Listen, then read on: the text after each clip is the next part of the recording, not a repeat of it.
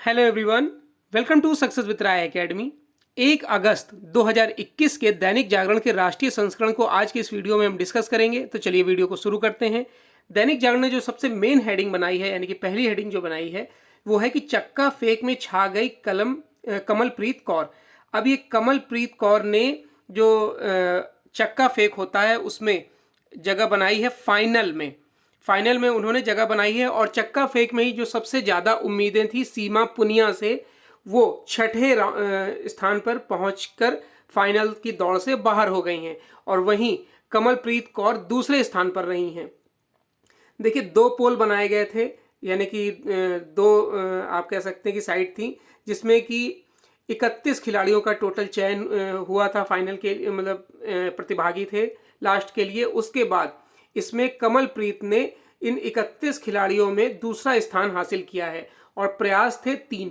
तीसरे प्रयास में उन्होंने 64 मीटर थ्रो फेंक कर क्वालिफिकेशन दौर में दूसरा स्थान हासिल किया था। उनसे आगे यानी कि पहले स्थान पर सिर्फ अमेरिका की वलारी ऑलमैन हैं, जिन्होंने 66.42 मीटर ये डिस्क थ्रो फेंक कर पहला स्थान हासिल किया है।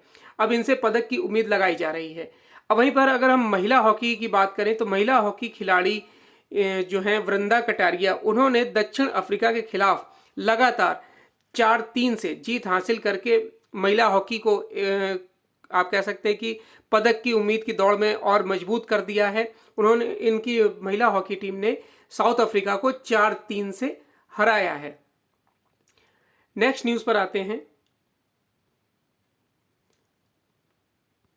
हॉट स्प्रिंग गोगरा को खाली करे चीन।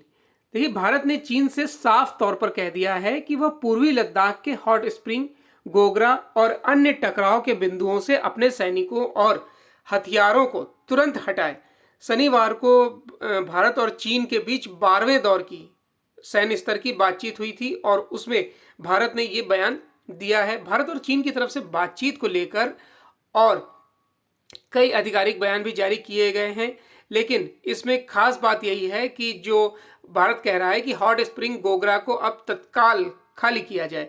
वास्तविक नियंत्रण रेखा यानी कि LAC पर चीन की तरफ से मोल्डो में 9 घंटे तक चली बातचीत में गोगरा और हॉट स्प्रिंग से सैनिकों को हटाने की प्रक्रिया शुरू होने की उम्मीद अब जाग गई है। बैठक सुबह 10:30 बजे से शाम 7:30 बजे तक चली थी। इसमें माना जा रहा था कि दोनों देशों के बीच सैनिकों को हटाने की प्रक्रिया के साथ ही अन्य टकराव वाले बिंदुओं से भी तनाव कम करने को लेकर बातचीत होगी।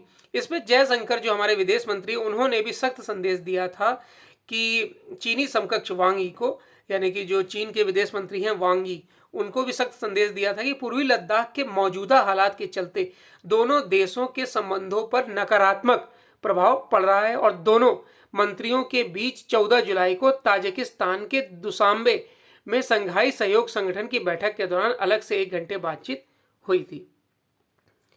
नेक्स्ट न्यूज़ पर आते हैं।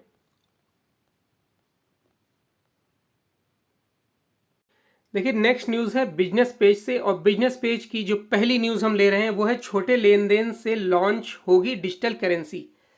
देखिए, इससे पहले मेरे द्वारा डिजिटल करेंसी पर RBI जो डिजिटल करेंसी लाने वाली है या उस पर विचार कर रही है, उस पर एक अलग से वीडियो बनाया गया था, जिसका लिंक आपको डिस्क्रिप्शन बॉक्स में मिल जाएगा। आप उस वीडियो को देख लेंगे तो आपको पता चल जाएगा कि डिजिटल करेंसी क्या होती है, RBI का इसमें रोल क्या होगा, किस तरीके से डिजिटल करेंसी कार्य करती है, कौन कौन सी डिजिटल करेंसी हैं, सबसे ज़्यादा फेमस, प्रसिद्ध या कह सकते हैं प्रचलित डिजिटल करेंसी कौन सी है, और RBI के बारे में संपूर्ण जानकारी आपको उस वीडियो में मिल जाएगी। उसका लिंक मैं डिस्क्रिप्शन बॉक्स में दे दूंगा। तो छोटे लेन देन से लॉन्च होगी डिजिटल करेंसी। भारतीय रिजर्व बैंक की तरफ से जिस डिजिटल करेंसी की तैयारी चल रही है उसकी शुरुआत छोटे मूल्य के लेन देन से होगी। सूत्रों के मुताबिक शुरुआत से ही छोटे बड़े सभी प्रकार के ट्रांजैक्शन के लिए डिजिटल करेंसी की इजाजत देने पर इकोनॉमी में रुपए के स्टॉक में बढ़ोतरी की आशंका रहेगी। शुरुआत में इस डिजिटल करेंसी के इस्तेमाल की कोई अनिवार्यता नहीं होगी। डिजिटल करेंसी लॉन्च होने के बाद ग्राहक बैंक में जमा अपनी रकम को डिजिटल वॉलेट में रख सकेंगे। हाल ही में RBI के डिप्टी गवर्नर ने अपनी डिजिटल करेंसी लाने की घोषणा की थी। देखिए, डिजिटल करेंसी सबसे पहले जानिए क्या होता है। देखिए, डिजिटल करेंसी जिसे हम आप कह सकते हैं छू नहीं सकते हैं, और ना फिर उसे अपने पॉकेट में रख सकते हैं। एक डिजिटल वॉलेट होगा, यानी कि आप अपने मोबाइल के जरिए उस डिजिटल करेंसी का लेन देन कर सकते हैं। अभी क्या होता है कि जैसे कि आप पेटीएम से अपने पैसे का भुगतान करते हैं या फिर कम भुगतान किया है, मान लीजिए जैसे कि आपका बिल है 150 रुपये का, आपके वॉलेट में 140 है, तो आप 10 रुपये का नगद भुगतान करते हैं। तो इसी तरीके से डिजिटल करेंसी जो होगी उसमें नगद का कोई संभावना नहीं होगी, कोई लेन देन नहीं होगी। ये एक वॉलेट होगा, डिजिटल वॉलेट उसमें रहेगा, उसके माध्यम से आप दूसरे को ट्रांसफ़र करेंगे, ये आपके अकाउंट से लिंक होगा। ये सब बातें इस डिजिटल करेंसी के माध्यम से होंगी, जो आपको उस वीडियो में बताया गया है, जिसका लिंक डिस्क्रिप्शन में मिल जाएगा। सेंट्रल बैंक डिजिटल करेंसी किसी देश का केंद्रीय बैंक जारी करता है। इसे देश की सरकार की मान्यता हासिल होती है। यह उस देश की केंद्रीय बैंक की बैलेंस शीट में भी शामिल होती है। इसकी यह खासियत यह है कि इसे देश की सॉवरेन करेंसी जैसे भारत में रुपया बदला जा सकता है। अब इसे लॉन्च कर रहा है आरबीआई। तो आरबीआई के बारे में जान लीजिए। आरबीआई के बारे में लगभग आपको हर वीडियो में बताया जाता है। तो आरबीआई यानी कि रिजर्व बैंक ऑफ इंडिया, जिसकी स्थापना आरबीआई एक्ट 1934 के तहत 1 अप्रैल 1935 को 1 अप्रैल 1935 को की गई थी। इसका राष्ट्रीयकरण 1 जनवरी 1949 को किया गया था। इसका जो मुख्यालय था 1937 तक कलकत्ता में था। बाद में 1937 से इसका मुख्यालय मुंबई बन गया। वर्तमान में शक्तिकांत दास इसके गवर्नर हैं और 4 डिप्टी गवर्नर होते हैं। पहले हैं टी रविशंकर, दूसरे हैं एमडी पात्रा यानी कि माइकल डी पात्रा, तीसरे हैं राजेश्वर राव और चौथे हैं एमके जैन। ये 4 डिप्टी गवर्नर वर्तमान में आरबीआई के हैं। तो इसमें यह बताया जा रहा है कि डिजिटल करेंसी पर्स या वॉलेट में रखे जाने वाले नोटों की तरह होगी। अंतर इतना होगा कि वह डिजिटल वॉलेट में होगी, यानी कि मोबाइल में होगी। अभी क्रिप्टो जैसी डिजिटल या वर्चुअल करेंसी प्रचलन में है, लेकिन उसकी कोई सरकारी गारंटी नहीं है, यानी कि आरबीआई उसकी जिम्मेदारी नहीं लेता है। अगर आप उसका इस्तेमाल करते हैं बिटकॉइन का, तो वो सिर्फ आपकी जोखिम होगी। आरबीआई ने कोई उसके लिए नियामक या संस्था या कोई रूल नहीं बना रखा है। नेक्स्ट न्यूज़ है कि भारत सर्विस सेक्टर के लिए उच्च मानक निर्धारित करेगा। अब जब भारत बोल रहा है कि सर्विस सेक्टर के लिए उच्च मानक निर्धारित किए जाएंगे, तो हमें यह भी पता होना चाहिए कि सर्विस सेक्टर होता क्या है। सर्विस सेक्टर को हम तृतीय क्षेत्र बोलते हैं। अर्थव्यवस्था के तृतीय क्षेत्र को सेवा क्षेत्र भी कहते हैं। अर्थव्यवस्था के अन्य 2 क्षेत्र प्राथमिक क्षेत्र तथा द्वितीय क्षेत्र है। तृतीय क्षेत्र का विकास 20वीं शताब्दी में आरंभ हुआ था। प्राथमिक क्षेत्र अर्थव्यवस्था का वह क्षेत्र है जो प्राकृतिक संसाधनों का सीधा उपयोग करता है। इसमें कृषि, वानिकी, मछली पकड़ना, खनन शामिल होता है। इसके विपरीत द्वितीय क्षेत्र में विनिर्माण, जो आपका इंफ्रास्ट्रक्चर होता है, भवन निर्माण, ये सब जो आते हैं वो सेकेंडरी यानी कि द्वितीय क्षेत्र में आते हैं। और तृतीय क्षेत्र में सेवाएं होती हैं। अगर हम प्राथमिक क्षेत्र और द्वितीय क्षेत्र और इन तीनों की हम बात करें, तो प्राथमिक क्षेत्र में कृषि, वानिकी, पशुपालन, मत्स्य पालन, मुर्गी पालन, खनन एवं उत्खनन शामिल होता है। द्वितीय क्षेत्र में वानिकी, भवन निर्माण, ये सब चीज़ें शामिल होती हैं। और तृतीय क्षेत्र में व्यापार, परिवहन, संचार, बैंकिंग, शिक्षा, स्वास्थ्य, बीमा, बैंकिंग आदि, यानी कि जो आपको सेवाएं प्रदान करती हैं। द्वितीय क्षेत्र में कच्चे माल को विनिर्माण की प्रक्रिया के माध्यम से तैयार माल में बदला जाता है। इस गतिविधि को औद्योगिक गतिविधि भी कहा जाता है। द्वितीय क्षेत्र को हम माध्यमिक क्षेत्र के नाम से भी जानते हैं। द्वितीय क्षेत्र के उदाहरण हैं, जैसे आप गाड़ी कह सकते हैं, टायर, फर्नीचर, ये सब द्वितीय क्षेत्र में आते हैं। चूंकि तृतीय क्षेत्र की गतिविधियां वस्तुओं के बजाय सेवाएं उत्पन्न करती हैं, इसलिए इसे सेवा क्षेत्र कहा जाता है। इसमें आवश्यक सेवाएं शामिल हैं, जैसे जो माल के उत्पादन में सीधे मदद नहीं करती हैं। प्राथमिक क्षेत्र अर्थव्यवस्था का वह क्षेत्र है जो प्राकृतिक संसाधनों का सीधा उपयोग करता है। इसमें आपको बताया जा चुका है, कृषि, मछली पकड़ना, ये सब। तृतीय क्षेत्र जो है यानी कि जो सेवा क्षेत्र है, वो सकल घरेलू उत्पाद का करीब 60% का योगदान देता है। यानी जीडीपी का 60% योगदान देता है। तृतीय क्षेत्र में किसी वस्तु का निर्माण नहीं किया जाता, बल्कि सेवाएं प्रदान की जाती हैं। ये सेवाएं प्राथमिक तथा द्वितीय क्षेत्र के विकास में महत्वपूर्ण भूमिका निभाती है।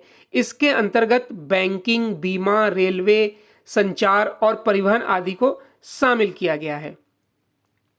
तो आई होप आपको तीनों क्षेत्र समझ में आ गए होंगे। तो अब न्यूज़ पर आते हैं कि वाणिज्य व उद्योग मंत्री पीयूष गोयल ने कहा है कि भारत अपने सर्विस सेक्टर के लिए उच्च मानक निर्धारित करने में जुटा है, ताकि इसके निर्माण को प्रोत्साहन मिल सके। भारत की कानूनी सेवा के बारे में उन्होंने कहा कि भारतीय वकील उच्च गुणवत्ता वाले हैं और उनके लिए दुनिया भर में बड़े अवसर खुलने वाले हैं। उन्होंने यह भी कहा कि आईटी के अलावा कानून, हेल्थ केयर, साइबर सुरक्षा, एग्रीटेक, फिनटेक जैसे सर्विस सेक्टर में भारत व अमेरिका के बीच आपसी कारोबार को बढ़ाने की पूरी संभावना बताई जा रही है। इसमें एक पॉइंट ये भी दिया गया है कि जो Indo American chamber of commerce की तरफ से आयोजित दूसरी इंडो यूएस सर्विस समिट को संबोधित करते हुए गोयल ने कहा कि सर्विस सेक्टर का कारोबार भारत और अमेरिका के बीच संबंध को और मजबूती प्रदान करेगा। भारत सर्विस सेक्टर के लिए एक मानक निर्धारित कर रहा है ताकि वह दुनिया को बेहतर सेवा दे सके। नेक्स्ट पेज पर आते हैं और नेक्स्ट पेज है हमारा एडिटोरियल पेज।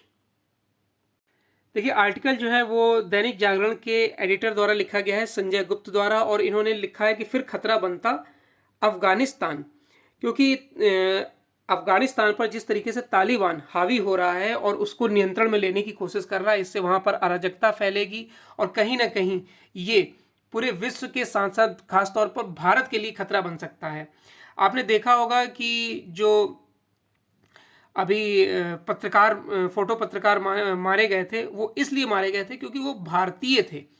उनको सिर्फ ये जानकर बेरहमी से मारा गया कि वो भारतीय हैं। इससे ये अंदाज़ा लगाया जा सकता है कि तालिबान भारत से कितनी नफरत करता है। पूरा समर्थन तालिबान को पाकिस्तान और पाकिस्तान समर्थित आतंकवाद से है, क्योंकि पाकिस्तान ने अपने जैसे मोहम्मद जैसे आतंकी संगठन से कुछ लड़ाके वहाँ पर भेजे हैं ताकि वो तालिबान को मदद कर सकें। तो आने वाले समय में ये भारत के लिए एक चिंता का विषय है। इसी पर लिखा गया है आर्टिकल, और इस आर्टिकल को हम अब देखते हैं। अमेरिकी राष्ट्रपति जो बाइडेन के सत्ता संभालते ही ये कयास लगाए जाने लगे थे कि अब संभवतः अफगानिस्तान से जो अमेरिका की सेनाएं हैं वो वापसी करेंगी, और ऐसा हुआ भी। उन्होंने जो जनवरी में पद संभाला, उसके बाद उन्होंने मई और जून आते आते ये घोषणा कर दी कि 31 अगस्त तक या फिर सितंबर तक पूरी तरीके से अमेरिकी सेनाएं वहाँ से, यानी कि अफगानिस्तान से वापस आ जाएंगी। अब इन्होंने ये बोल तो दिया, अमेरिका के साथ हुए समझौते को यानी कि अफगानिस्तान में जो तालिबान है उसने अमेरिका के साथ समझौता भी किया था कि मैं ये समझौता करता हूँ कि अफगानिस्तान में किसी प्रकार की अराजकता नहीं फैलाई जाएगी, शांति बहाल की जाएगी, कोई युद्ध जैसी कार्रवाई नहीं होगी। लेकिन उसने अमेरिका को धोखा ही दिया है। उसने दरकिनार कर दिया इस समझौते को और अपनी जो पहुंच है वो अफगानिस्तान में किसी न किसी तरीके से फैला ही रहा है। सीमांत इलाकों को खास तौर पर कब्जाने की कोशिश तालिबान द्वारा की जा रही है। इसमें अफगानिस्तान सरकार को कमज़ोर किया जा रहा है। वह बड़े शहरों पर भी कब्जा करने की फिराक में है। इस सिलसिले में उसने कंधार की घेरेबंदी भी शुरू कर दी है और पिछले दिनों पाकिस्तान से लगते स्पिन बुलडॉग इलाके पर कब्जा करने की कोशिश की गई। यह वही इलाका है जहां तालिबान ने भारतीय फोटो पत्रकार दानिश सिद्दीकी की बर्बरता से हत्या कर दी थी, और हत्या सिर्फ इसलिए की गई थी क्योंकि वो भारतीय थे। इससे यही पता चलता है कि तालिबान भारत से कितनी नफरत करता है। तालिबान की लड़ाई आसान बनाने के लिए पाकिस्तान ने लश्कर और जैश जैसे आतंकी संगठनों के लड़ाके भी वहां भेजे हैं। अमेरिका ने यह भी घोषणा की है कि वह इराक से 1 साल के अंदर अपनी सेना वापस बुला लेगा। अमेरिका ने 2 दशक पहले अफगानिस्तान और पश्चिमी एशिया से आतंक को कम करने के लिए, कह सकते हैं कि वहां शांति बहाल करने के लिए अपनी सेनाएं भेजी थीं। अब हालांकि अफगानिस्तान और इराक से सेनाएं लौटाने का डेमोक्रेटिक पार्टी का फैसला अमेरिकी जो नागरिक हैं उनकी सोच पर आधारित है। यानी कि अमेरिकी जो नागरिक अब ये चाहते हैं कि उनकी लड़ाई से, उनके देश में अराजकता से अमेरिका का क्या मतलब, हमारे सैनिक क्यों लड़ें और हमारे सैनिक क्यों जान गंवाएं। ये सबसे बड़ा पॉइंट निकल कर आ रहा है इस पूरे जो घटनाक्रम चल रहा है कि अमेरिका रिपोर्ट यानी कि अमेरिकी सरकार अब ये बोल रही है कि उनकी जनता ये नहीं चाहती है कि हमारी सेनाएं दूसरे देशों में कोई अभियान चलाए जिससे हमारे सैनिकों की जान खतरे में हो। अब आगे आर्टिकल में बताया जा रहा है कि अफगानिस्तान छोड़ने के अमेरिका के फैसले से भारत का चिंतित होना स्वाभाविक है, क्योंकि वहां उन तालिबान के काबिज होने की आशंका उभर गई है जो केवल किस्म किस्म के आतंकी संगठनों को पनाह देते हैं बल्कि पाकिस्तान के पिट्ठू हैं। अफगानिस्तान के खतरनाक इरादों से अफगानिस्तान में भारतीय हितों के लिए गंभीर खतरा पैदा होने के साथ ही इसकी भी आशंका बढ़ गई है कि पाकिस्तान तालिबान की मदद से कश्मीर में आतंकवाद बढ़ाने का काम कर सकता है। भारत अफगानिस्तान के निर्माण में जुटा हुआ है। उसने आपने देखा होगा कि इससे पहले भी जब आर्टिकल डिस्कस हुए हैं या फिर जब ये लड़ाई शुरू हुई थी तालिबान और अफगानिस्तान की, तो शुरुआत में खूब न्यूज़ आ रही थी कि भारत के 3 अरब से भी ज़्यादा के प्रोजेक्ट वहाँ फंस गए हैं, जिसमें कि आप कह सकते हैं स्कूल, सड़कें, संसद भवन, बुनियादी ढांचे, पुल, बांध, बिजली उत्पादन के लिए जो लगाए जा रहे थे संयंत्र, ये सब प्रोजेक्ट पूरी तरीके से भारत के रुक गए हैं, जिसमें भारत का अच्छा खासा पैसा लगा हुआ है। पूरी आर्थिक मदद दे रखी थी उसने अफगानिस्तान को। प्रोजेक्ट कुछ पूरे हो गए थे, कुछ अभी आधे आधे अधूरे थे। और जब ये पूरा तालिबान हावी हुआ तो भारत ने विशेष विमान से, वायुसेना के विशेष विमान से अपने कर्मचारियों को, अपने विदेश मंत्रालय के कर्मचारियों को वहाँ से निकालना शुरू कर दिया। तब भी अभी वहाँ पर कुछ भारतीय मजदूर फंसे हुए हैं जो वहाँ पर कार्य करते हैं, तो उनको भी अब निकालने की वहाँ से कवायद चल रही है। अफगानिस्तान में अमेरिका की नाकामी पर हैरानी नहीं है। वह वहाँ इसलिए नाकाम हुआ है क्योंकि उसने तालिबान को संरक्षण देने वाले पाकिस्तान पर कोई ठोस कार्रवाई नहीं की। इससे पहले रूस भी अफगानिस्तान में नाकाम हो चुका है। जब रूसी सेनाएं अफगानिस्तान में थीं तब अमेरिका ने मुजाहिदीन तैयार कर उन्हें हथियार दिए थे। बाद में उनका स्थान तालिबान ने ले लिया। इन्हें पाकिस्तान ने प्रशिक्षित किया और अमेरिका ने भी उनकी सहायता की। तब शायद अमेरिका को यह नहीं पता था कि जिस तालिबान की वह मदद कर रहा है वही उसके पीठ में छुरा घोंपेगा। पाकिस्तान भले ही यह कह रहा हो कि वह तालिबान का प्रवक्ता नहीं, लेकिन सच यही है कि वह उसे हर तरह का सहयोग और समर्थन दे रहा है। इसका पता पाकिस्तानी प्रधानमंत्री इमरान खान के बयान से चलता है कि तालिबान कोई सैन्य संगठन नहीं, वे सामान्य नागरिक हैं। पाकिस्तान ने हमेशा भारत के प्रति शत्रुता वाला रवैया अपनाया है। वह आज भी कश्मीर को हथियाने का सपना पाले हुए है। तो जाहिर सी बात है कि वो तालिबान के माध्यम से इसमें अराजकता फैला सकता है। तो अगर हम इस पूरी न्यूज़ को देखें तो जो अमेरिकी सैनिकों ने जो अचानक अफगानिस्तान से सुरक्षा बुलाई थी, उसमें बगराम जो एक जगह है वहाँ से तो उन्होंने एकदम से पलायन कर लिया, यानी कि किसी को पता ही नहीं चला कि वहाँ से अमेरिकी सेना कब वापस आ गई। ये पूरा कार्यक्रम हुआ बिल्कुल सवेरे 3 बजे और उसके कुछ घंटे बाद अफगानिस्तान के सुरक्षा बलों को जानकारी दी गई कि हम बगराम छोड़ रहे हैं। अब ये फैसला इसलिए भी महत्वपूर्ण, यानी कि ये इसलिए महत्वपूर्ण हुआ क्योंकि बगराम की जेल में 5000 से ज़्यादा तालिबानी कैदी को बंद किया गया था और एकदम से वो खाली करना अमेरिका का, ये अफगानिस्तान को के साथ साथ विश्व को भी समझ में नहीं आया। अगर हम अमेरिकी सैन्य के जो अभियान है उसके ख़त्म होने की बात करें तो बगराम एयरबेस पर पत्रकारों से बातचीत करते हुए जनरल कोहिस्तानी ने कहा कि आसपास के ग्रामीण इलाकों में तालिबानों की गतिविधि की रिपोर्ट मिली है। जनरल कोहिस्तानी ने कहा कि आप जानते हैं कि अगर हम अमेरिकियों के साथ अपनी तुलना करें तो बहुत फ़र्क है, लेकिन हम अपनी क्षमता के अनुसार पूरी कोशिश कर रहे हैं कि जहां तक मुमकिन हो सके हम सभी लोगों को हिफाजत से रखें। अफगानिस्तान नेताओं को जानकारी देर रात बगराम छोड़ने की तब मिली जब वहां से अमेरिकी सैनिक जा चुके थे। तो ये एक आप कह सकते हैं कि अमेरिका की बहुत बड़ी गलती होगी जो इन्होंने किया है। नेक्स्ट आर्टिकल है हमारा, मुलाकात एक स्वयंभू खिलाड़ी से। ये एक हास्य व्यंग है इसलिए इसको डिस्कस नहीं करेंगे। नेक्स्ट है पुलिस की छवि। देखिए, प्रशिक्षित पुलिस अधिकारियों को संबोधित करते हुए प्रधानमंत्री नरेंद्र मोदी की छवि बदलने की जरूर जताई गई है और उस पर इन अधिकारियों के साथ साथ अन्य पुलिस अफसरों और कर्मियों को भी गौर करना होगा, क्योंकि पूरे पुलिस बल के सहयोग से यह अभिष्ट काम हो सकेगा। आज इसमें कोई इनकार नहीं कर सकता कि इस शक्ति की जरूरत भारतीय पुलिस को है, क्योंकि भारतीय पुलिस की जो छवि है वो कहीं ना कहीं नकारात्मक है और लोग उसमें सुधार चाहते हैं। हालांकि और इस आर्टिकल में इतने पॉइंट्स या डाटा नहीं दिया हुआ है जिसे हम डिस्कस करें। नेक्स्ट पेज पर आते हैं। नेक्स्ट न्यूज़ जो इंटरनेशनल पेज पर है वो है कि अफगानिस्तान में बढ़ी तालिबान की बर्बरता। तो ये अफगानिस्तान में तालिबान का कब्जा बढ़ने के साथ ही इस आतंकी संगठन का बर्बर चेहरा भी देखने को मिल रहा है। तालिबान का जिन क्षेत्रों पर कब्जा हो रहा है वहां के लोगों पर जुल्म किए जाने की खबरें सामने आ रही हैं। बल्ख प्रांत के कलदार जिले के लोगों ने बताया कि तालिबान आतंकियों ने उनके घरों को फूंक दिया और अफगान सुरक्षा बलों से संघर्ष के दौरान उनको ढाल के तौर पर इस्तेमाल किया गया। सुरक्षा बलों ने अब इस जिले को तालिबान से मुक्त करा लिया है। टोलो न्यूज़ के अनुसार ये बताया जा रहा है कि सुरक्षा बलों और आतंकियों के बीच लड़ाई के दौरान भारी कीमत चुकानी पड़ रही है। कई लोगों ने अपनों को खो दिया। जिला मुख्यालय से सिर्फ 8 किलोमीटर दूर स्थित तजारिख गांव के रहने वाले मोहम्मद नजर ने कहा कि पाकिस्तान के गुलाम तालिबान आतंकी यहां आए और हमारे घरों को बम से उड़ा दिया। नेक्स्ट न्यूज़ है कि भारत आज बनेगा महीने भर के लिए यूएनएससी का अध्यक्ष। तो सबसे पहले हम जानते हैं यूएनएससी के बारे में।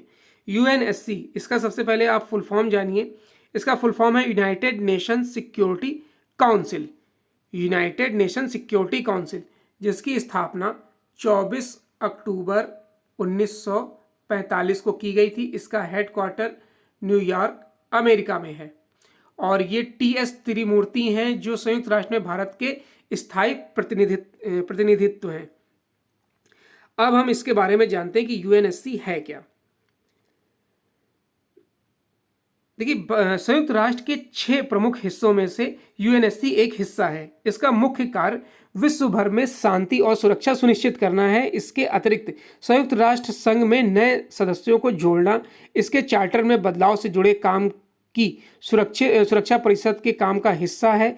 परिषद की अन्य जिम्मेदारियों में दुनिया भर के देशों में शांति मिशन भी भेजना है। जिसके अलावा अगर दुनिया के किसी हिस्से में मिलिट्री एक्शन की जरूरत होती है तो सुरक्षा परिषद रिजोल्यूशन के जरिए उसे भी लागू करता है। अब इसमें बताया जा रहा है कि इससे पहले जो भारत अभी स्थायी सदस्य इसका बना है, उससे पहले 2011 में इसका स्थायी सदस्य बना था। 10 गैर स्थायी सीटें क्षेत्रीय आधार पर वितरित की जाती हैं और 5 स्थायी सदस्य होते हैं। उन 5 स्थायी सदस्य के बारे में अभी बताया जाएगा आपको, जिसमें 10 अफ्रीकी और एशियाई देशों के लिए 5, पूर्वी यूरोपीय देशों के लिए 1, लैटिन अमेरिकी और कैरेबियन देशों के लिए 2 और पश्चिमी यूरोपीय और अन्य देशों के लिए 2 सीटें निर्धारित की गई हैं। ये 10 गैर जो स्थायी सीटें हैं उनकी बात हो रही है। परिषद के चुने जाने के लिए उम्मीदवार देशों को महासभा में मौजूद और मतदान करने वाले सदस्य देशों के मतपत्रों का 2/3 बहुमत चाहिए। संयुक्त राष्ट्र में भारत के स्थायी प्रतिनिधि टीएस त्रिमूर्ति कहते हैं कि सुरक्षा परिषद में भारत की मौजूदगी दुनिया में वसुधैव कुटुंबकम की धारणा को मजबूत करेगी। इससे पहले भारत 1950 से 51, 67 से 68, 72 से 73, 77 से 78, 84 से 85, 91 से 92 और हाल ही में 11 से 12 में सुरक्षा परिषद के गैर स्थायी सदस्य के रूप में चुना गया था। बाद में भारत को अस्थायी सदस्य चुने जाने के लिए मात्र 128 वोट चाहिए थे। हालांकि भारत को पहले से उम्मीद थी कि बुधवार को सुरक्षा परिषद चुनाव में उसे आसानी से जीत मिल जाएगी, लेकिन 2021-22 के कार्यकाल के लिए गैर स्थायी सदस्य के रूप में संयुक्त राष्ट्र उच्च तालिका में लाएगा। भारत पहली बार 1950 में गैर स्थायी सदस्य के रूप में चुना गया था और 8वीं बार 2021-22 के कार्यकाल के लिए चुना गया है। और यूएनएससी के बारे में भी आपको पता चल गया। इसके 5 स्थायी सदस्य कौन से हैं?